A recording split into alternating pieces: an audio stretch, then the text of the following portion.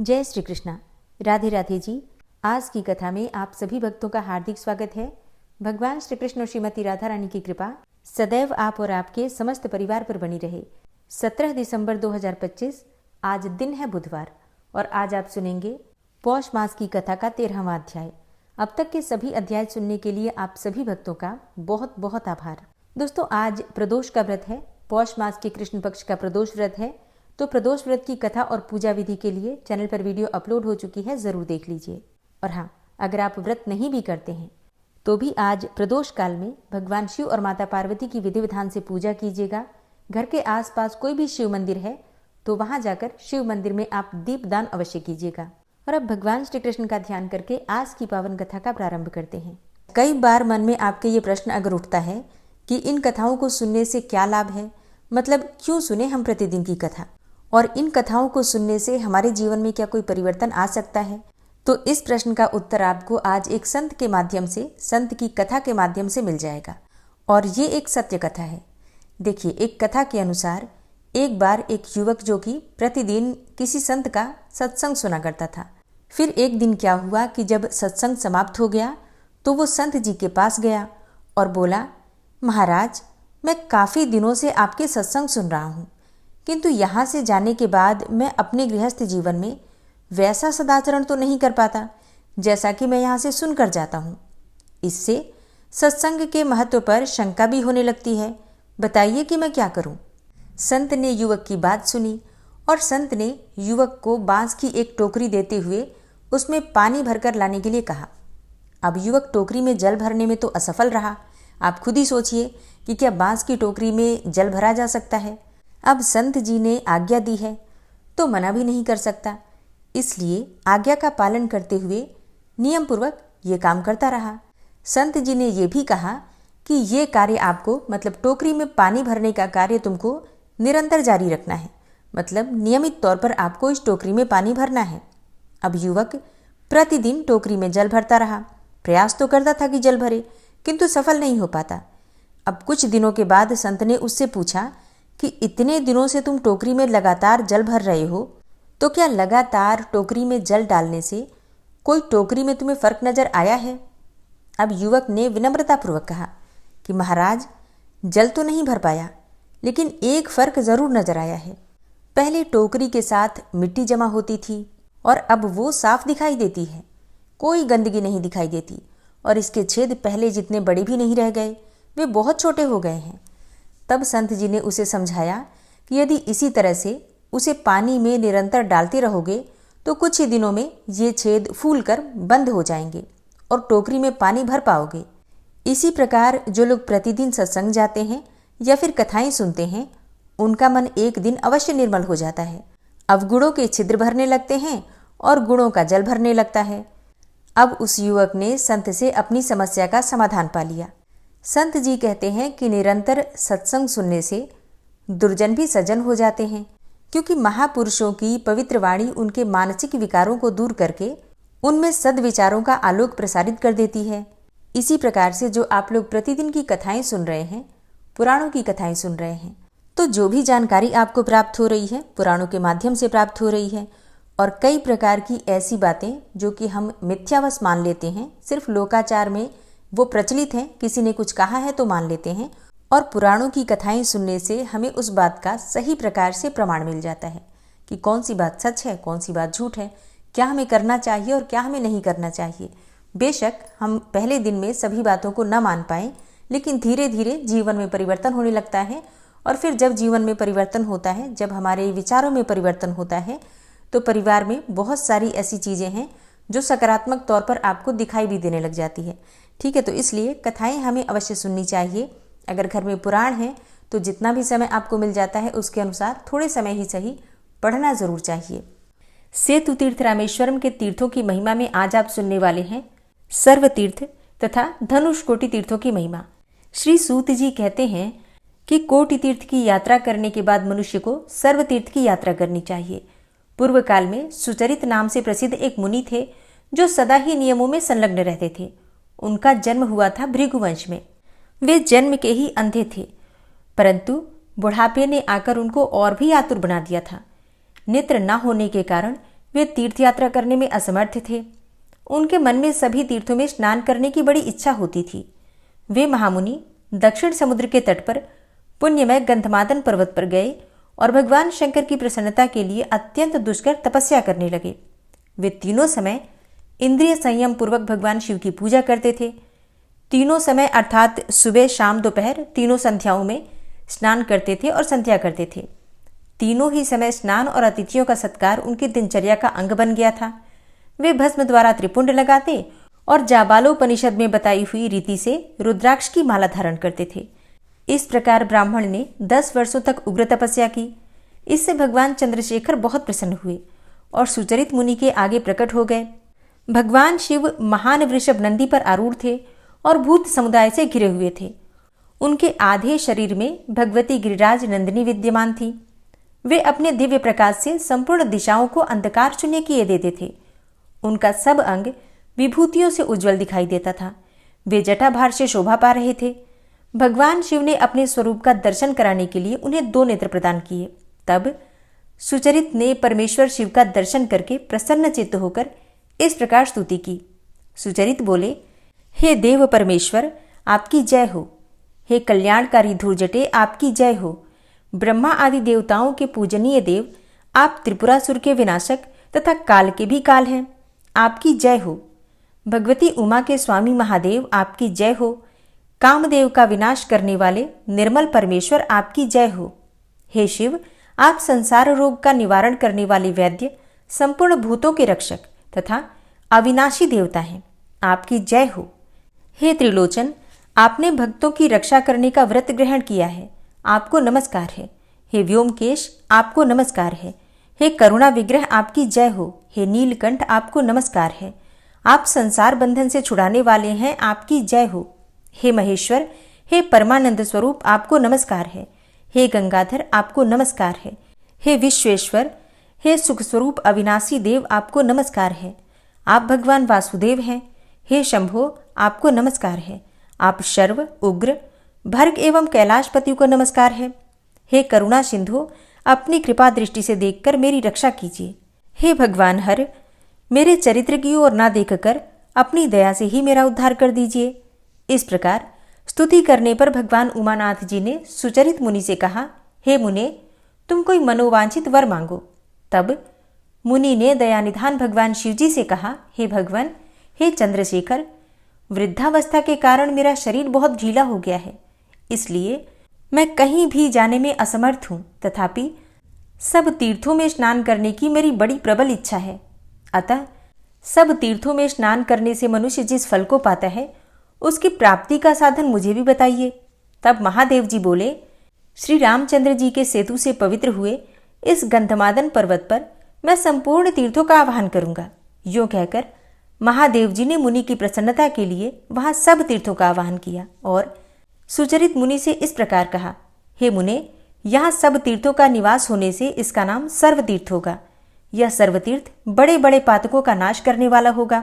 अतः शीघ्र मुक्ति पाने के लिए इस तीर्थ में स्नान करो।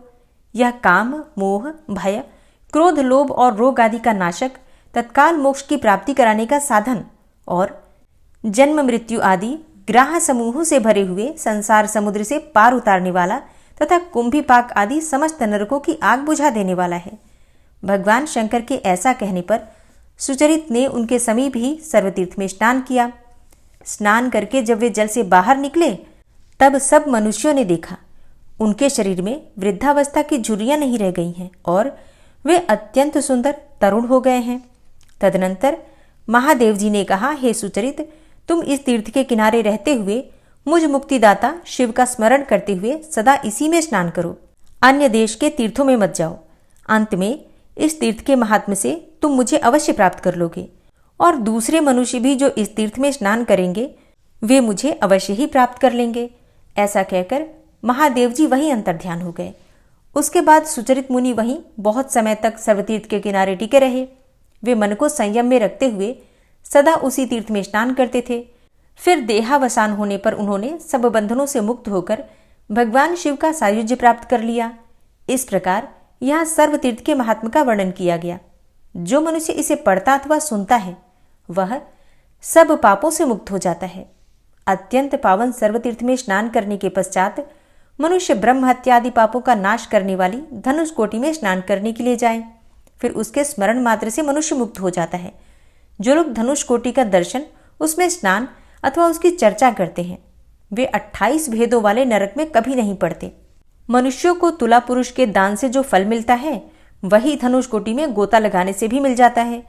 1 सहस्त्र गोदान करने से जिस पुण्य की प्राप्ति होती है, वह धनुष कोटि में स्नान करने से प्राप्त हो जाता है। धर्म, अर्थ, काम और मोक्ष, इन चारों में से मनुष्य जिस जिस पुरुषार्थ की इच्छा करता है, उसको धनुष कोटि में स्नान करने मात्र से तत्क्षण प्राप्त कर लेता है।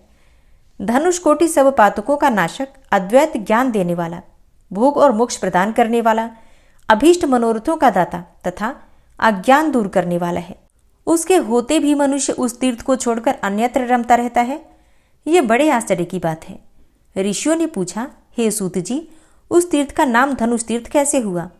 सूत जी बोले, समस्त लोगों के लिए कंटक रूप रावण जब युद्ध में श्री रामचंद्र जी के हाथों मारा गया और विभीषण को लंका के राज्य पर स्थापित कर दिया गया, तब सीता, लक्ष्मण तथा सुग्रीव आदि वानरों के साथ श्री रामचंद्र जी गंधमादन पर्वत पर आए। वहां आने पर धर्मज्ञ विभीषण ने महात्मा रघुनाथ जी से हाथ जोड़कर प्रार्थना की, हे भगवान, आपके बनाए हुए इस सेतु के मार्ग से सभी बलाभिमानी राजा आकर मेरी लंकापुरी को पीड़ित करेंगे, अतः आप अपनी धनुष की कोटि से इस सेतु को तोड़ डालिए। अब विभीषण के इस प्रकार प्रार्थना करने पर श्री रामचंद्र जी ने धनुष की कोटि से ही उस पुल को तोड़ डाला और इसलिए उस तीर्थ का नाम हो गया धनुष कोटि। श्री राम के धनुष की कोटि से की हुई रेखा का जो दर्शन करता है, उसकी मुक्ति हो जाती है। नर्मदा के तट पर किया हुआ तप बड़े बड़े पातकों का नाश करने वाला है।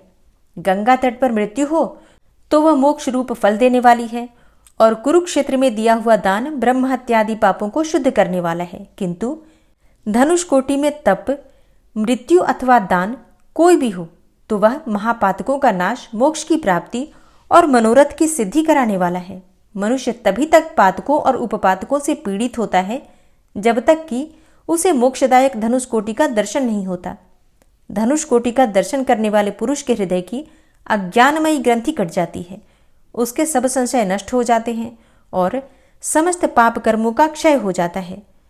पृथ्वी पर 10 कोटि सहस्त्र अर्थात 1 खर्व तीर्थ हैं। उन सबका निवास इस धनुष कोटि में ही है।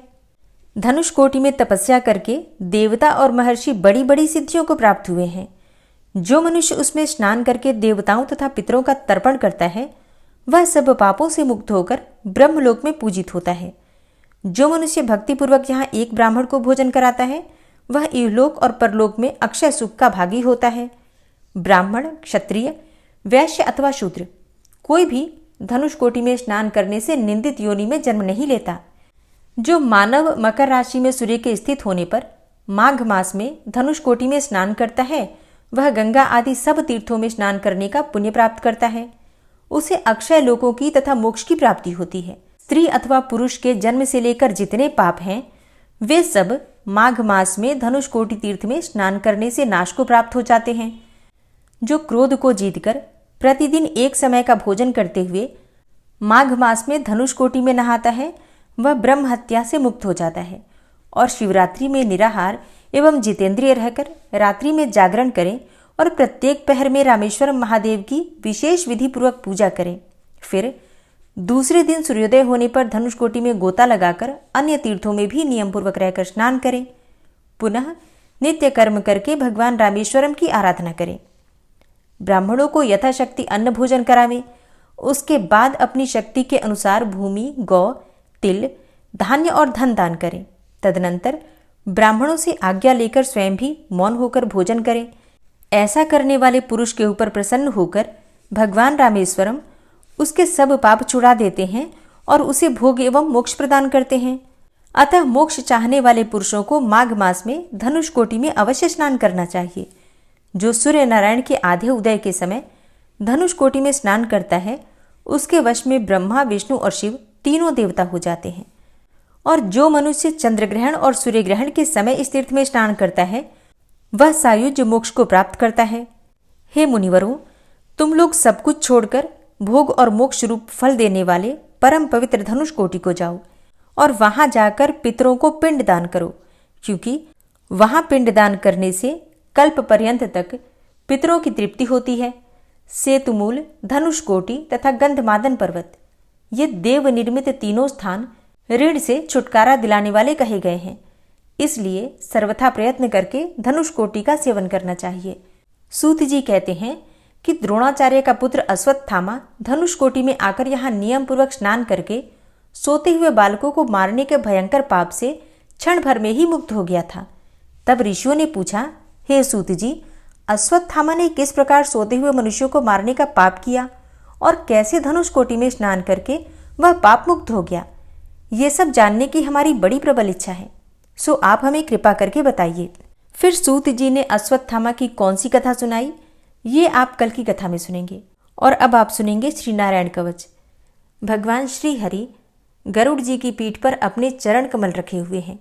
अणिमा आदि 8 सिद्धियां उनकी सेवा कर रही हैं और 8 हाथों में शंख, चक्र, ढाल, तलवार, गदा, बाण, धनुष और पाश अर्थात फंदा धारण किए हुए हैं।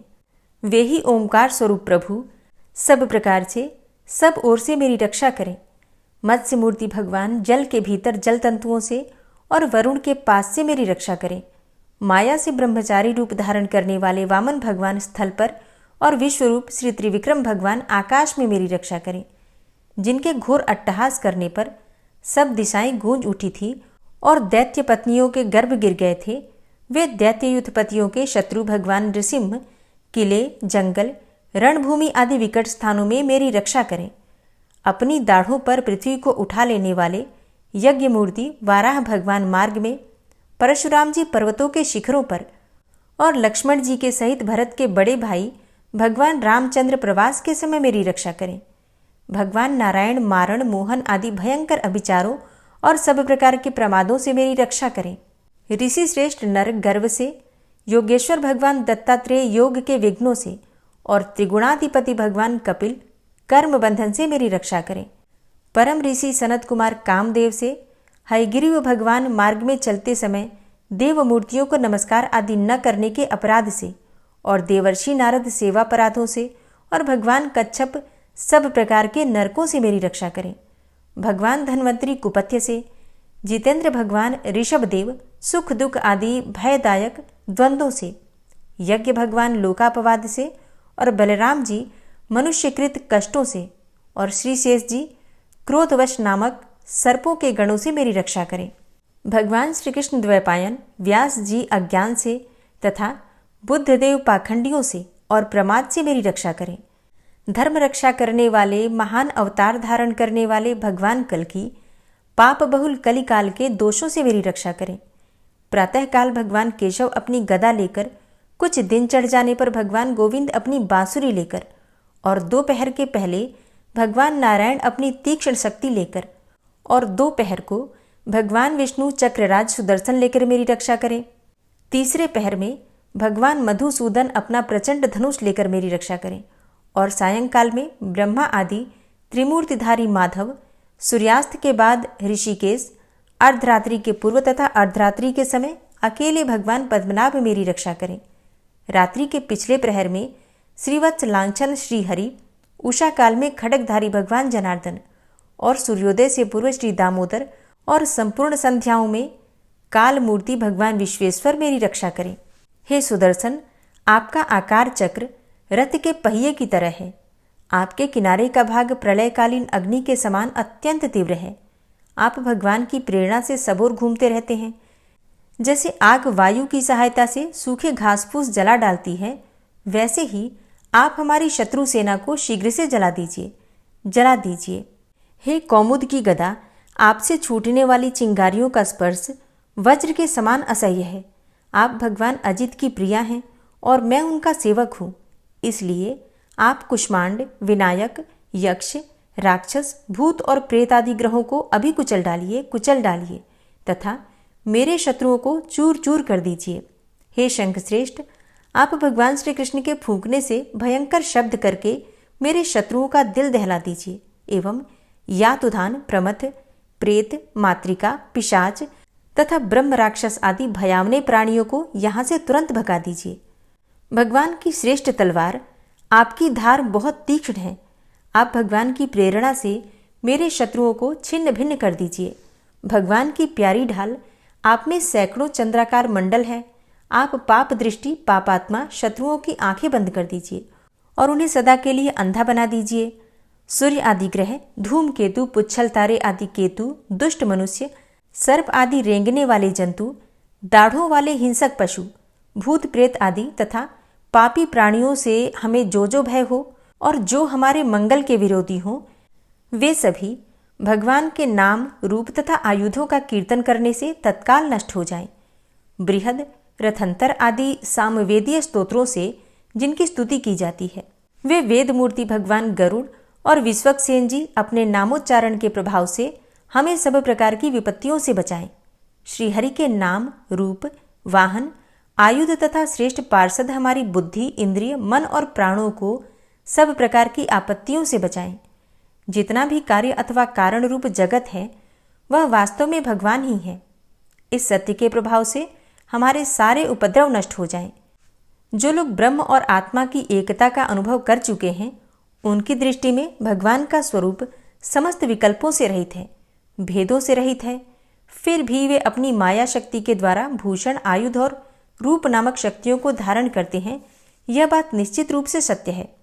इस कारण सर्वज्ञ, सर्वव्यापक भगवान श्री हरि सदा सर्वत्र सब स्वरूपों से हमारी रक्षा करें। जो अपने भयंकर अट्टहास से सब लोगों के भय को भगा देते हैं और अपने तेज से सबका तेज ग्रस लेते हैं, वे भगवान नृसिंह दिशा विदिशा में, नीचे ऊपर, बाहर भीतर सब ओर से हमारी रक्षा करें। हे देवराज इंद्र, मैंने तुम्हें यह नारायण कवच सुना दिया है। इस कवच से तुम अपने को सुरक्षित कर लो। बस फिर तुम अनायास ही सब दैत्य युद्धपतियों को जीत कर लोगे। इस नारायण कवच को धारण करने वाला पुरुष जिसको भी अपने नेत्रों से देख लेता है अथवा पैर से छू देता है, तत्काल समस्त भयों से वो मुक्त हो जाता है। जो इस वैष्णवी विद्या को धारण कर लेता है, उसे राजा, डाकू, प्रेत, पिशाच आदि और बाघ आदि हिंसक जीवों से कभी किसी प्रकार का भय नहीं होता।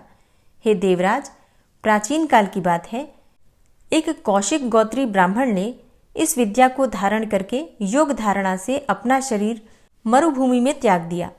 अब जहां उस ब्राह्मण का शरीर पड़ा था, उसके ऊपर से एक दिन गंधर्वराज चित्ररथ अपनी स्त्रियों के साथ विमान पर बैठकर निकले। वहां आते ही वे नीचे की ओर सिर किए विमान सहित आकाश से पृथ्वी पर गिर पड़े। इस घटना से उनके आश्चर्य की सीमा न रही जब उन्हें बालखिल्य मुनियों ने बतलाया कि यह नारायण कवच धारण करने का प्रभाव है। तब उन्होंने उस ब्राह्मण देव की हड्डियों को ले जाकर पूर्ववाहिनी सरस्वती नदी में प्रवाहित कर दिया और फिर स्नान करके वे अपने लोक को चले गए। श्री सुखदेव जी कहते हैं, हे परीक्षित, जो पुरुष इस नारायण कवच को समय पर सुनता है और जो आदर पूर्वक इसे धारण करता है, उसके सामने सभी प्राणी आदर से झुक जाते हैं और वह सब प्रकार के भयों से मुक्त हो जाता है। हे परीक्षित, शतक्रतु इंद्र ने आचार्य विश्वरूप जी से यह वैष्णवी विद्या प्राप्त करके रणभूमि में असुरों को जीत लिया और वे त्रैलोक्य लक्ष्मी का उपभोग करने लगे। श्री नारायण कवच संपूर्ण हुआ और अब आप सुनेंगे श्री विष्णु सहस्त्रनाम स्तोत्र। ओम विश्वं विष्णुर्वषट्कारो भूतभव्य भवत्प्रभु भूतकृत भूतभृत भावो भूतात्मा भूतवाहन भूतात्मा परमात्मा च मुक्तानां परमागति अव्ययः पुरुषः साक्षी क्षेत्रज्ञो अक्षर एव च योगो योग विदाम नेता प्रधान पुरुषेश्वरः नारसिंह वपुः श्रीमान केशवः पुरुषोत्तम सर्वः शर्वः शिवस्थाणुर्भूतादिर्निधिर्व्ययः संभवो भावनो भर्ता प्रभवः प्रभुरीश्वरः स्वयंभू शंभुरादित्यः पुष्कराक्षो महास्वनः अनादिनिधनो धाता विधाता धातुरुत्तमः अप्रमेयो ऋषिकेश पद्मनाभो अमरप्रभु विश्वकर्मा मनुस्त्वष्टा स्थविष्ठः स्थविरो ध्रुवः अग्राह्यः शाश्वतः कृष्णो लोहिताक्षः प्रतर्दनः प्रभूतस्त्रिककुब्धाम पवित्रं मङ्गलं परम् ईशानः प्राणदः प्राणो ज्येष्ठः श्रेष्ठः प्रजापति हिरण्यगर्भो भूगर्भो माधवो मधुसूदनः ईश्वरो विक्रमी धन्वी मेधावी विक्रमः क्रमः अनुत्तमो दुराधर्षः कृतज्ञः कृतिरात्मवान् सुरेशः शरणं शर्म विश्वरेताः प्रजाभवः अह संवत्सरो व्यालः प्रत्ययः सर्वदर्शनः अजः सर्वेश्वरः सिद्धः सिद्धे सर्वादिर्च्युतः वृषाकपिर्मेयात्मा सर्वयोगविनिश्रितः वसुर्वसुमनः सत्यः समात्मा संमितः समः अमोघः पुण्डरीकाक्षो वृषकर्मा वृषाकृतिः रुद्रो बहुशिरा बभ्रुर्विश्वयोनिः शुचिश्रवा अमृतः शाश्वतस्थाणुर्वरारोहो महातपः सर्वगः सर्वविद्भानुर्विश्वक्सेनो जनार्दनः वेदो वेदविद्व्यङ्गो वेदाङ्गो वेदवित्कविः लोकाध्यक्ष सुराध्यक्षो धर्माध्यक्ष कृताकृत चतुरात्मा चतुर्व्यूहश्चतुर्द्रष्टश्चतुर्भुजः भ्राजिष्णुर्भोजनं भोक्ता सहिष्णुर्जगदाति च अनघो विजयो जेता विश्वयोनिः पुनर्वसु उपेन्द्रो वामनः प्रांशुर्मोघः शुचिरुर्जिता अतीन्द्रः संग्रहः सर्गो धृतात्मा नियमो यमः वेद्यो वैद्यः सदा योगी वीरः माधवो मधु अतीन्द्रियो महामायो महोत्साहो महाबलः महाबुद्धिर्महावीर्यो महाशक्तिर्महाद्युतिः अनिर्देश्य वपुः श्रीमान् मेयात्मा महाधृतिर् महिश्वासो महिभर्ता श्रीनिवासः सतां गति अनिरुद्ध सुरानन्दो गोविन्दो गोविन्दाम्पति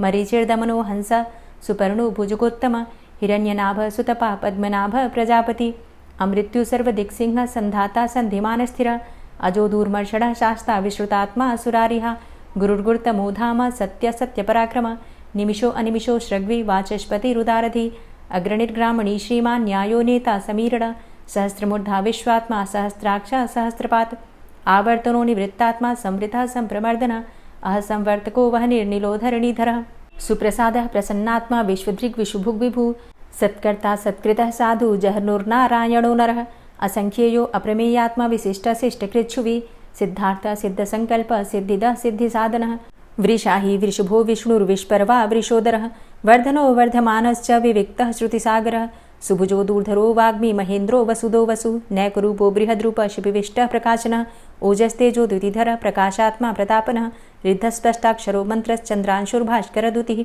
अमृतांशुद्भवो भानु शशबिन्दुः सुरेश्वरः औषधं जगतः सेतु सत्यधर्मपराक्रमः भूतभव्य भवन्नाथ पवनः पावनो नलः कामः कामकृत्कान्तः कामः कामप्रदः प्रभुः युगादिकृद्युगावर्तो नैकमायो महाशनः अदृश्योऽव्यक्तरूपश्च सहस्रजितनन्तजित् इष्टो अविशिष्ट शिष्टेष्ट शिखण्डी नहुसो वृष क्रोधः क्रोधकृत्कर्ता विश्वबाहुर्महीधरः अच्युतः प्रतितः प्राणः प्राणदो वासवानुजः अपां निधिर्धिष्ठानं प्रमत्तः प्रतिष्ठितः स्कन्दः स्कन्दधरो धूर्यो वरदो वायुवाहनः वासुदेवो बृहद्भानुरादिदेवः पुरन्दरः अशोकस्तारणस्तारः शूरः सौरिर्जनेश्वरः अनुकूलः शतावर्त पद्मी पद्मनिभेक्षणः पद्मनाभो अरविन्दाक्ष पद्मगर्भ शरीरभृत् महर्धिरिद्धो वृद्धात्मा महाक्षो गरुडाध्वजः अतुलः शरभो भीमो समयज्ञो हविर्हरि सर्वलक्षणलक्षण्यो लक्ष्मीवान् समितिञ्जय वीक्षरो रोहितो मार्गो हेतुर्दामोदरः सह महीधरो महाभागो वेगवान् मिताशनः उद्भवः शोभणो देव श्रीगर्भ परमेश्वर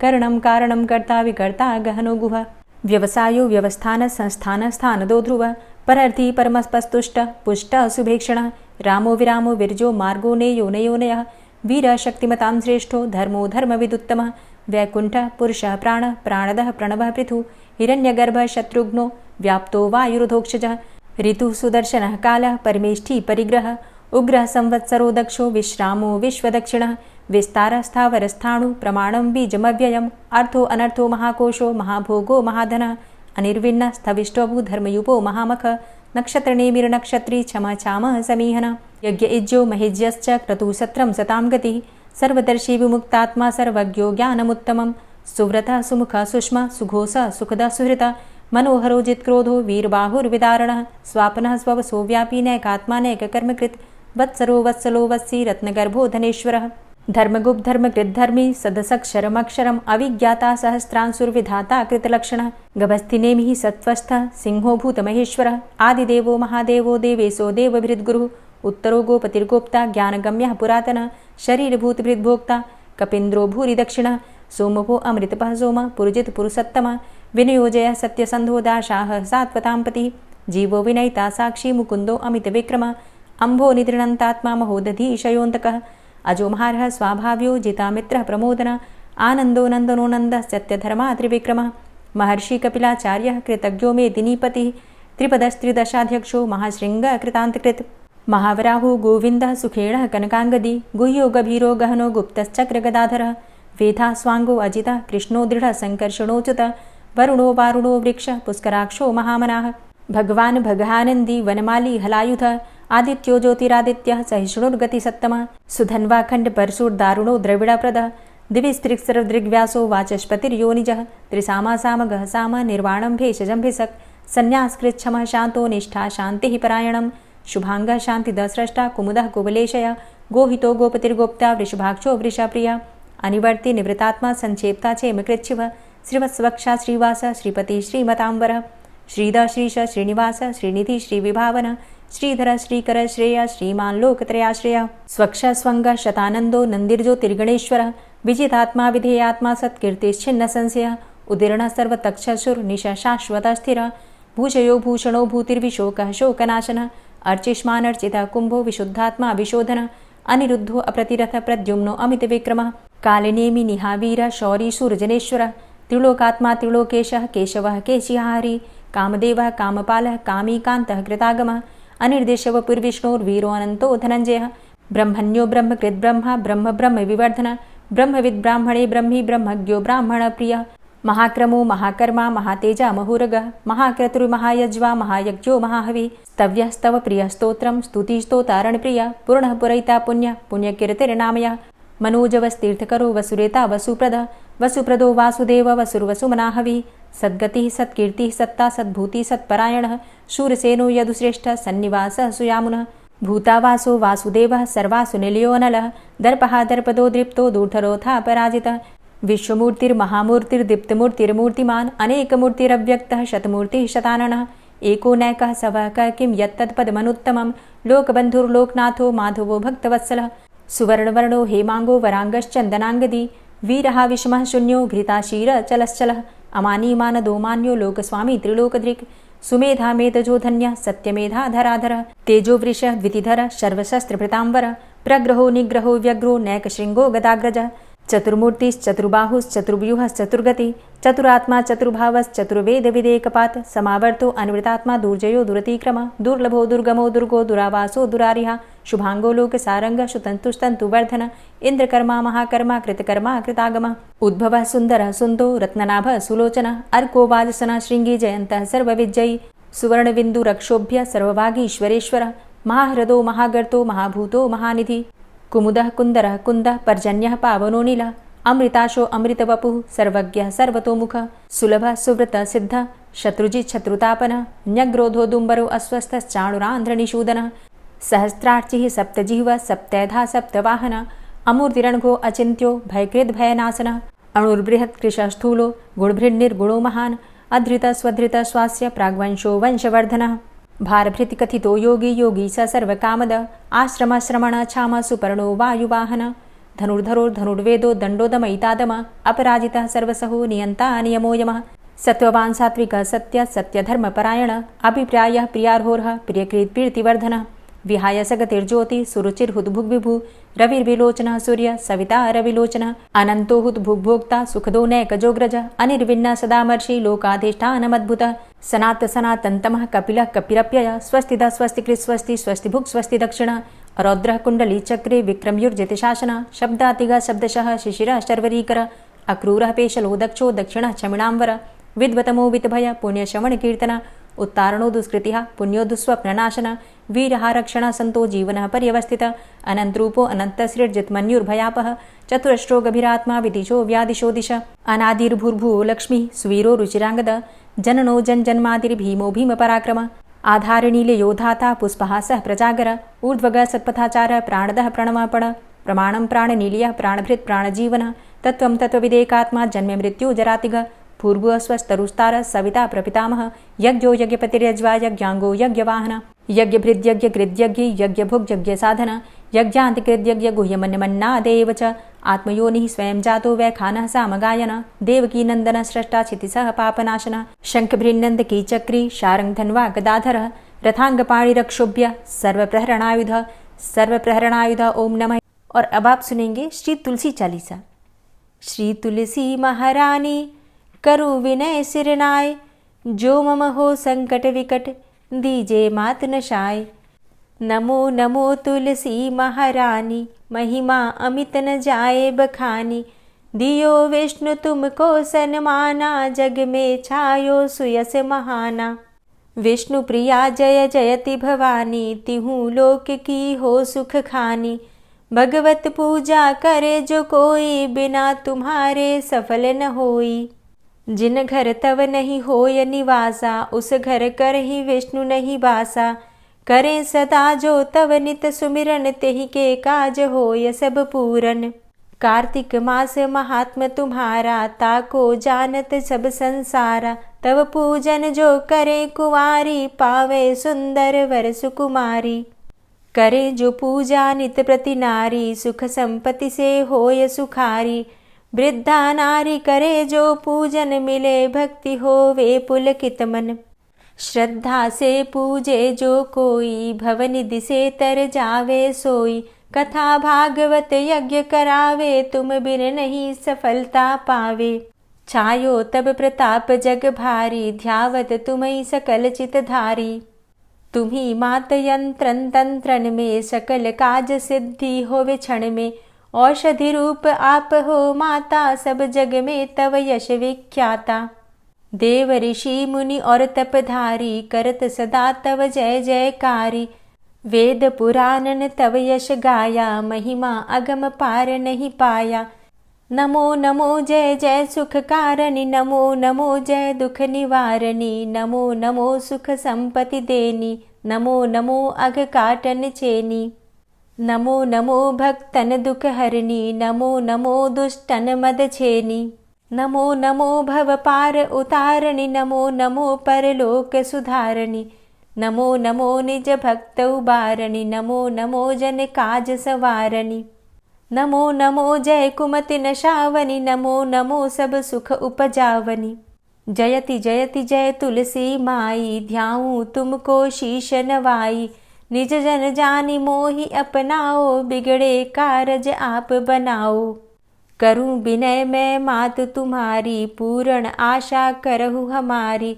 शरण चरण कर जोरी मनाऊं, निश दिन तेरे ही गुण गाऊं।